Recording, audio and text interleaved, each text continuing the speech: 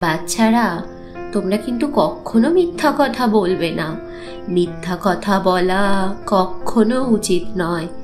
আর কেন মিথ্যা বলা উচিত নয় সেই বিষয়ে আমি তোমাদের আজ একটা গল্প বলবো, কেমন? চলো। এক দেশে এক তোমাদের বয়সী ছোট ছেলে ছিল। সে প্রতিদিন স্কুল থেকে বাড়ি ফিরত, তারপর ভেড়ার পাল নিয়ে মাঠে যেত চড়াতে।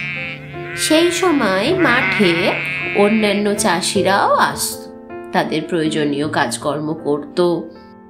একদিন ছেলেটি দৌড়ে দৌড়ে চাষিদের কাছে এলো এবং বলল, তোমরা কে কোথায় আছো? দৌড়ে এসো, আমার ভেড়াগুলোকে বাঘে খেয়ে নিল গো। চাষিরা তো সবাই তাড়াতাড়ি করে সব কাজ ফেলে তার কাছে এলো। তারা লাঠি সোটা জোগাড় করে ছেলেটির সঙ্গেও গেল। কোথায় মা? কোথায় মা? কেউ নেই। কি বোকা বানিয়েছি সবাইকে। তুমি কি আমাদের সাথে মজা করছো? যত সব। এই বলে তারা সেখান থেকে আশ্চর্য হয়ে চলে গেল। এরপর প্রায়ই সেই ছেলেটি চাষিদের বিরক্ত করত এবং বোকা বানিয়ে মজা পেত। তোমরা কে কোথায় আছো? দৌড়ে এসো, আমার ভেড়াগুলোকে বাঘে খেয়ে নিল গো। কোথায়? কোথায়? এইভাবে দিনের পর দিন চলার পর চাষিরা ভীষণ রেগে গেল এবং বলল, অনেক হয়েছে। এরপর থেকে যদি কখনো আমাদের সাহায্যের জন্য ডাকো, আমরা কখনোই আসবো না। আর এরপর একদিন কিন্তু সত্যি সত্যি বাঘ এলো।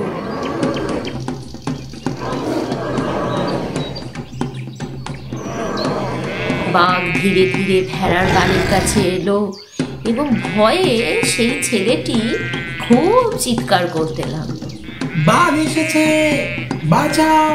বাঘ এসেছে, আমার ভেড়ার পাল খেয়ে নিল গো। বাঘ এসেছে, বাঁচাও! কিন্তু এবার আর কোনো চাষি উত্তর দিল না, আর কেউ এলো না তার কাছে।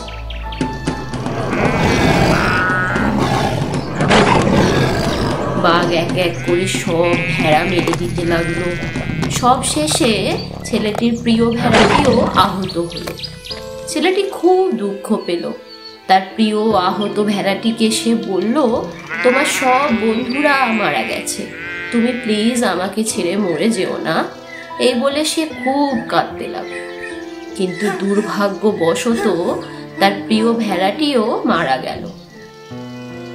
না, তুমি আমায় ছেড়ে যেও না, প্লিজ বন্ধু আমার, যেও না। ছেলেটির কাছে দুঃখ পাওয়া আর শোক প্রকাশ করা ছাড়া কোনো উপায় রইল না। তার সমস্ত মৃত ভেড়াদের দিকে তাকিয়ে সে একটা দীর্ঘ নিঃশ্বাস ছাড়ল আর তার গভীর উপলব্ধি হলো যে কখনো মিথ্যা বলা উচিত নয়, কারণ যে মিথ্যা বলে বিপদ কিন্তু তার কাছেই আসে। হ্যালো বন্ধুরা, গিগল চুনকে লাইক করো, শেয়ার করো আর সাবস্ক্রাইব করে বেল বাটনে ক্লিক করে দাও। বাই।